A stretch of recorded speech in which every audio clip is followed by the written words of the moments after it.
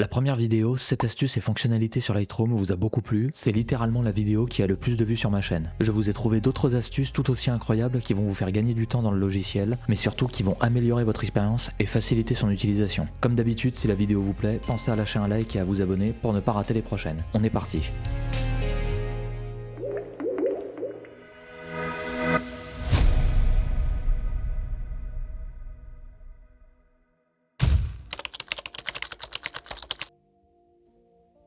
Vous savez certainement qu'on peut donner une note aux images en se servant du pavé numérique du clavier pour mettre des notes de 0 à 5. C'est cool, ça fonctionne bien, mais pour encore plus de précision, vous pouvez définir un libellé de couleurs pour des images. Par exemple, si je travaille avec une office de tourisme, je vais pouvoir attribuer la couleur verte aux images prises en extérieur, la couleur rouge pour les images en intérieur et la couleur bleue pour les prises de vue en drone. Si de base, vos photographies sont déjà triées comme ça sur votre ordinateur, cette astuce peut faire double emploi. C'est aussi une façon très cool pour simplement trier ces images. Au lieu d'attribuer une note, vous pouvez choisir la couleur verte pour les images que vous allez retoucher, le rouge pour celles qui ne vous intéressent pas, et le bleu pour indiquer celles où vous prendrez une décision plus tard. Pour ce faire, c'est très simple, il vous suffit de sélectionner plusieurs images, ensuite vous faites un clic droit sur votre sélection, et de là vous allez choisir définir les liblets de couleurs. Le logiciel nous en propose plusieurs, on a le rouge, le jaune, le vert, le bleu, le violet. Par exemple pour le groupe que je viens de sélectionner, je vais prendre par exemple le bleu. Pour ces 3 images, je vais les sélectionner, et pareil, clic droit, définir le libellé de couleurs, et par exemple à celle-ci, je vais pouvoir attribuer la couleur verte. Ensuite, pour que les images s'affichent correctement,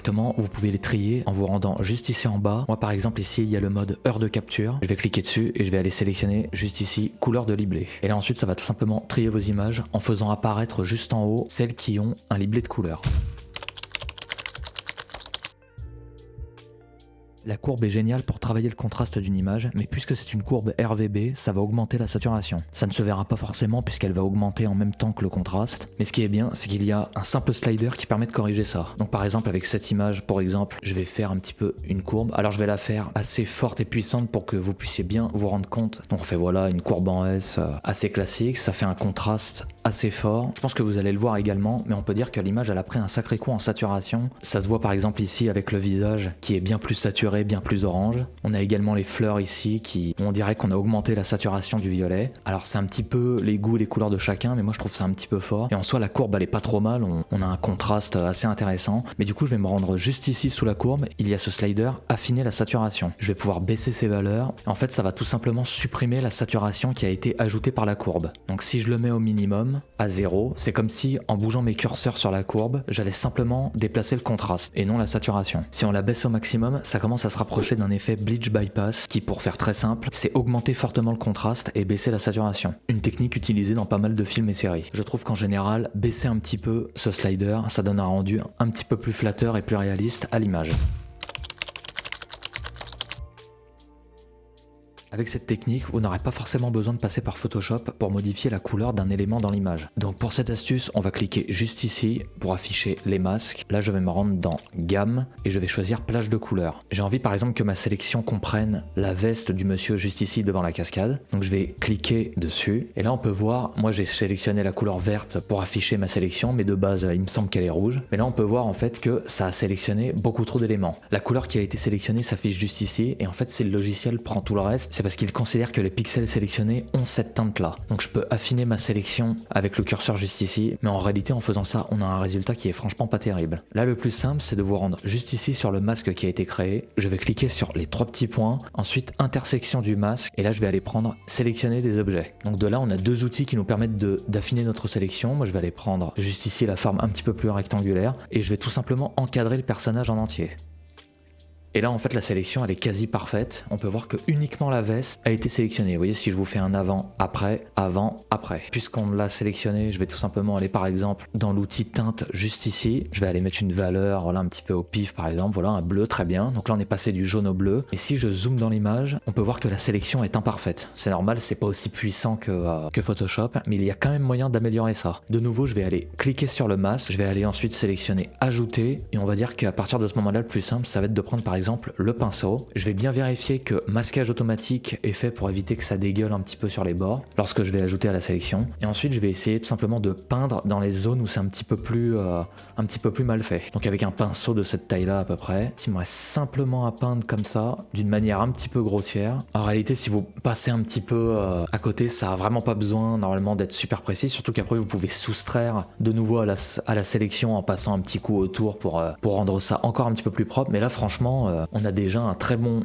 truc. Vous voyez, si on se met à distance complètement normale comme ça, je vous fais un avant, après, avant, après. Vous voyez qu'on a modifié de manière très simple la couleur d'un élément, et ce qui est cool, c'est qu'on n'a pas eu besoin de passer sur Photoshop. Photoshop possède un paquet d'outils bien plus précis que Lightroom pour sélectionner des images ou même des couleurs tout simplement, mais on va dire que pour une petite modification comme ça toute simple, c'est vraiment sympa et ça peut largement suffire. Petite pause rapide dans la vidéo, si vous souhaitez retoucher vos images rapidement et surtout avec style, vous pouvez vous procurer mes presets Lightroom. J'accepte également les dons et les tickets restaurants. Que ce soit les presets ou les donations, c'est un excellent moyen de me soutenir pour que je puisse continuer à vous proposer toujours plus de contenu sur la chaîne et sur le site internet avec le blog. Tous les liens sont dans la description, merci beaucoup à ceux qui le feront, on peut reprendre. Pour cette prochaine astuce, on va pouvoir renforcer un petit peu la présence du sujet dans l'image. Donc là, je vais prendre cette image-là, je vais me rendre de nouveau ici dans les masques, je vais faire créer un nouveau masque, et là, je vais prendre sélectionner un arrière-plan. Donc en fait, ça c'est quoi? Ça utilise tout simplement l'intelligence artificielle du logiciel. Il détermine que là, l'oiseau, c'est mon sujet. Donc ça peut un petit peu varier, bien sûr, d'une image à l'autre. Là, on voit que la sélection, elle est pas du tout parfaite. On voit que là, il me sélectionne un petit peu le bec avec l'œil, un bout de la tête, tout ça. C'est pas très important, ça va pas impacter pour l'exemple que je vais vous montrer. Donc là, de nouveau, on se rend dans le masque juste ici, je vais cliquer sur les trois petits points, là je vais sélectionner intersection du masque et je vais prendre un dégradé linéaire. Donc dans un premier temps je vais le mettre vers le bas comme ça et je vais le monter et ensuite je vais tout simplement venir baisser un petit peu l'exposition. Ensuite de nouveau je vais faire créer un nouveau calque, faire sélectionner un arrière-plan. Donc là j'ai bien mes deux calques distincts, le premier avec l'intersection sur le bas et le deuxième où de nouveau je vais faire les trois petits points, intersection du masque avec et je vais choisir le dégradé linéaire. Là cette fois-ci je vais aller chercher le coin supérieur et pareil je vais descendre comme ça, je vais le descendre à peu près juste ici et là à l'inverse je vais monter un petit peu l'exposition. Cette valeur là ça me paraît bien, ensuite je vais descendre, je vais aller sélectionner ma clarté, je vais la baisser légèrement et également avec la correction du voile. Alors pas trop non plus, comme ça évite de faire des effets un petit peu trop forts. Là ça me paraît déjà pas mal et voyez si je vous fais un avant, après, on vient un petit peu plus concentrer le regard sur l'élément principal. C'est encore une bonne façon d'utiliser les masques. Pour cette cinquième astuce, je vais utiliser cette image pour vous montrer. Encore une fois, je vais me rendre ici dans masquage, je vais faire créer un nouveau calque et là cette fois-ci je vais sélectionner le ciel. Donc là une fois de plus l'intelligence artificielle fait un petit calcul assez rapide et on voyait que là ma zone sélectionnée c'est bien le ciel. Mais moi ce coup-ci je n'ai pas envie de retoucher le ciel, je vais me rendre de nouveau ici dans les trois petits points et je vais cliquer sur inverser le masque. Et là en fait c'est très simple, dans le masque il y a tout sauf le ciel. Ça c'est très cool par exemple pour pouvoir remonter un petit peu une exposition sans forcément toucher au ciel qui par exemple ici est déjà largement bien exposé. Dans d'autres situations, il pourrait être carrément surexposé. Donc c'est une très bonne technique si vous souhaitez modifier votre exposition uniquement dans la partie bas de l'image. Pour cette sixième astuce, je vais vous apprendre à créer un effet glow sur Lightroom. Donc de nouveau, je vais cliquer juste ici dans la partie masquage et là je vais choisir le dégradé linéaire. Donc là je vais aller le positionner comme ça juste en haut, simplement pour qu'il me sélectionne en fait toute l'image. Là je vais faire un premier jet avec mes options. Je vais déjà commencer par augmenter légèrement l'exposition, je vais remonter un tout petit peu les noirs, ensuite je vais descendre, je vais baisser un petit peu la clarté, baisser un petit peu la correction du voile. Donc là pour le moment ça affecte toute l'image, c'est normal, mon calque, vu qu'il est placé tout en haut comme ça, il n'y a pas de dégradé, en fait il sélectionne toute l'image. De nouveau je vais me rendre juste ici dans le masque que j'ai créé, je vais sélectionner les trois petits points, intersection du masque avec, et là je vais choisir plage de luminance. Là je vais aller cliquer en fait dans la partie la plus claire de mon image, puisque je veux que l'effet au final n'affecte que les hautes lumières. Donc là je vais pouvoir cliquer par exemple dans le bout de ciel qu'on voit juste ici. Et ensuite le plus intéressant, ça va être dans la partie droite ici. Si vous étiez dans les options comme ça, vous pouvez monter un petit peu. Et là en fait vous avez cette plage de luminance qu'on va pouvoir déplacer en fait pour affiner notre sélection. Donc je vais cliquer ici sur afficher la carte de luminance. Alors comme ça là on voit bien les zones rouges qui ont été sélectionnées. Donc là je vais, en fait plus la sélection sera on va dire petite, moins ce sera réaliste je trouve. Je préfère un petit peu augmenter ça comme ça, quitte à ce que ça aille un petit peu on va dire dans les tons moyens. Donc là je vais, si je mets tout à gauche comme ça sélectionne toute l'image avec les tons sombres. Donc là je vais vraiment réduire comme ça. Là ça me paraît pas trop mal. Ensuite ce qui va être intéressant ça va être de sélectionner la flèche juste ici et pareil de la déplacer un petit peu. Ça en fait c'est tout simplement le dégradé de l'image. Si par exemple je me rapproche comme ça de la sélection, on peut voir que ça sélectionne vraiment pixel par pixel, c'est vraiment très précis et du coup l'effet sera moins réaliste. Donc ça pareil, il vaut mieux l'étendre on va dire quasiment au maximum afin que la sélection soit un petit peu plus étendue et un petit peu plus réaliste. Là ensuite je vais décocher afficher la carte de luminance et là si je vous fais un avant, après, on peut voir que surtout dans la partie ici on va dire, ça m'a créé un petit effet glow très sympa. Donc l'effet glow c'est tout simplement on va dire, là pour faire vraiment très simple, c'est tout simplement le fait d'adoucir les hautes lumières. On va dire qu'elles seront un petit peu moins criardes là dans les hautes lumières. Et ça rend aussi l'image un petit peu plus douce avec cette technique.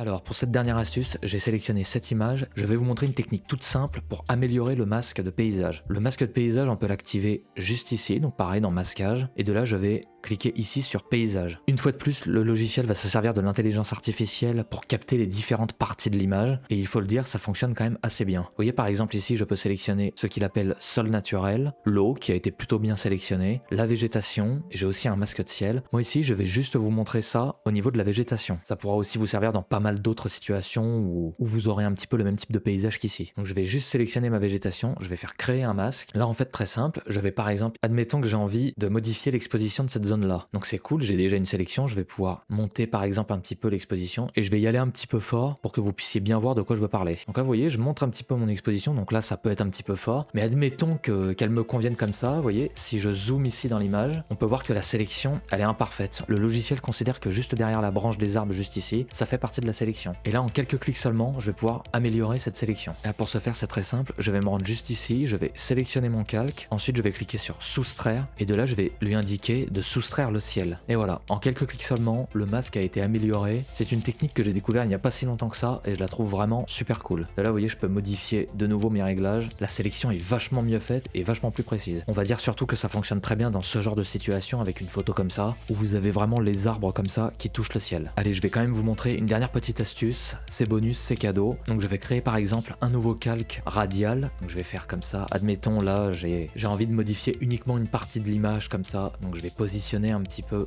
le calque juste comme ça. Mais là le truc c'est qu'en fait, pour pouvoir modifier la taille de l'élément, je peux me servir de ces deux coins là à l'horizontale ou de ces deux coins là à la verticale et je peux modifier comme ça la taille. Si vous avez uniquement envie en fait de déplacer un côté sans bouger l'autre, vous allez maintenir la touche Alt de votre clavier. Là je vais pouvoir sélectionner le côté que je souhaite agrandir et toujours en maintenant la touche Alt comme ça en déplaçant ma souris, vous voyez, ça vient uniquement déplacer le côté sélectionné. Ça pareil, j'ai découvert ça il y a pas si longtemps et c'est vraiment très très cool. Autre chose, cette fois-ci avec la touche Maj de votre clavier ou Shift pour les nerds ou bref, moi j'appelle ça la touche Maj. Pareil, je vais la maintenir enfoncée et là en sélectionnant n'importe quel coin de l'image, je vais prendre par exemple ici le coin de haut, je vais pouvoir augmenter. Là ça va tout simplement, ça va garder les mêmes proportions comme ça, mais ça va m'agrandir l'intégralité du masque. Voilà, je trouve que c'est très cool. Ça évite un petit peu, on va dire, de tout faire manuellement comme ça. Si on veut que uniquement un côté ou un autre puisse être déplacé, je trouve ça vachement cool. N'hésitez pas à l'utiliser. Cette vidéo est maintenant terminée, j'espère qu'elle vous a plu. Pensez à lâcher un like et à vous abonner, ça fait toujours plaisir. N'oubliez pas de visiter le blog sur le site internet pour apprendre la photographie à votre rythme. Suivez-moi sur les réseaux, tout ça, Instagram, TikTok, les liens sont dans la description. Et puis nous on se retrouve dans une prochaine vidéo. C'était Philose, ciao.